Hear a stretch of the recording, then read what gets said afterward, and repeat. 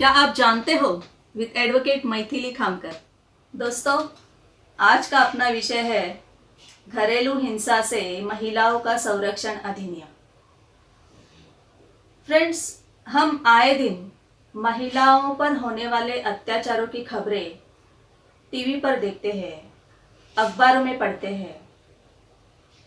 सिर्फ भारत में ही ऐसी महिलाएं हैं जो अपने ही घर में हिंसा से पीड़ित है। उनमें से कोई महिलाएं रिपोर्ट करने आ जाती हैं, लेकिन ऐसी ज़्यादातर महिलाएं हैं जो इस बात से अनजान हैं कि उनके लिए घरेलू हिंसा से बचने के लिए सरकार ने घरेलू हिंसा अधिनियम बनाया है और इसी वजह से घरेलू हिंसा की विक्टिम्स की संख्या बढ़ रही है। दोस्तों, सन 2005 में भारतीय संसद ने घरेलू हिंसा से महिलाओं का संरक्षण अधिनियम पारित किया, जिसे अंग्रेजी में कहा जाता है protection of womens from domestic violence act. तो क्या है ये डोमेस्टिक वायलेंस एक्ट? तो ये एक्ट ऐसा है, ये कानून उन महिलाओं के लिए है जो महिलाएं कुटुंब के भीतर किसी भी किस्म की हिंसा से पीड़ित है। परिवार का कोई भी पुरुष सदस्य महिला को मारता है या उसके साथ अभद्र भाषा में बात करता है या उसको किसी भी चीज़ के लिए विवश करता है, तो वो महिला घरेलू हिंसा से महिलाओं का संरक्षण अधिनियम के अंतर्गत उस पुरुष के खिलाफ मामला दर्ज करा सकती है। फिर वो हिंसा किसी भी प्रकार की हो, शारीरिक हिंसा हो, आर्थिक हिंसा हो, लैंगिक हिंसा हो या भावनिक या इमोशनल या ओरल हिंसा हो। अब इसका मतलब क्या होता है? तो इसका मतलब ये होता है कि जैसे कि मारपीट करना, अपमानित करना, उसके कैरेक्टर के ऊपर लांछन लगाना या उसको घर से बाहर निकलने के लिए कहना या उसको नौकरी करने के लिए या ना करने के लिए ज़बरदस्ती करना या किसी लड़की को उसके नापसंद व्यक्ति से विवाह करने के लिए विवश करना या आत्महत्या करने की धमकी देना, उसके साथ अभद्र भाषा में बात करना या पत्नी को उसके बच्चों के लिए खाना पीना रहना, उनकी शिक्षा, इन सब बातों के लिए खर्चा ना देना, ऐसी सारी बातें आती है।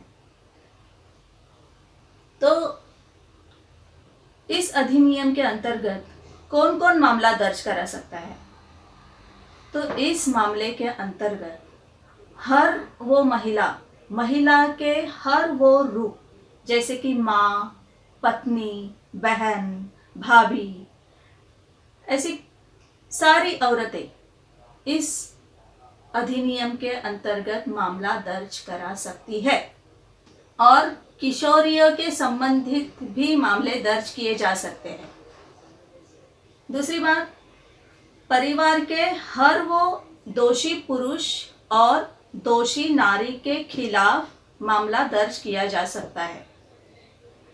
और सबसे इम्पोर्टेंट बात यह है कि उस पीड़ित महिला के अलावा परिवार का इतर सदस्य या पड़ोसी या महिलाओं के सेवाकारी संस्थाएं उस पीड़ित महिला के सहमति से शिकायत दर्ज करा सकते हैं।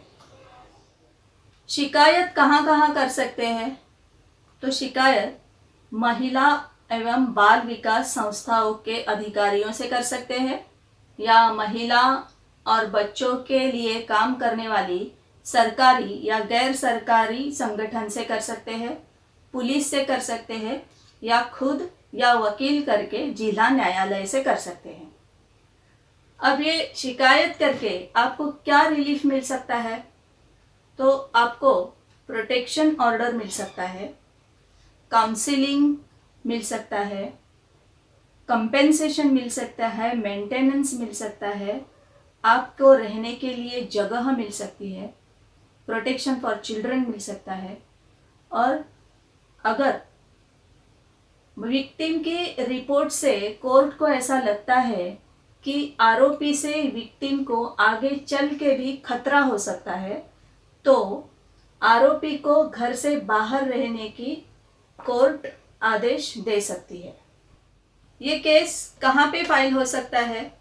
तो ये केस जहाँ पर शादी हुई हो उस इलाके के पुलिस स्टेशन में फाइल हो सकती है, या लड़की पहली बार या आखिरी बार अपने पति के साथ रही हो उस इलाके में हो सकती है, या अगर महिला को घर से बाहर निकाल दिया हो तो उसके बाद वो जहाँ पे रहती है उसी इलाके के न्यायालय से वो केस कर सकती है। दोस्तों, मेरी एक वीडियो के कमेंट बॉक्स में एक व्यक्ति ने ऐसे पूछा हुआ है कि अगर कोई बहू सास को तकलीफ देती है तो वो सास क्या करे। तो मैं उन्हें बताना चाहूँगी कि सास अपनी बहू के खिलाफ डीवी एक्ट के अंतर्गत केस फाइल कर सकती है। वो बहू के खिलाफ भी कर सकती है, बहू के बच्चों के खिलाफ भी केस दर्ज कर सकती है, या अपने बेटे के खिलाफ भी केस दर्ज कर सकती है और राहत ले सकती है। घरेलू हिंसा से महिलाओं का संरक्षण अधिनियम के अंतर्गत सेक्शन 31 के अनुसार अगर आरोपी कोर्ट ने दिए हुए आदेशों का पालन नहीं करता तो आरोपी को 1 वर्ष की जेल या 20,000 रुपये का जुर्माना या दोनों हो सकते हैं।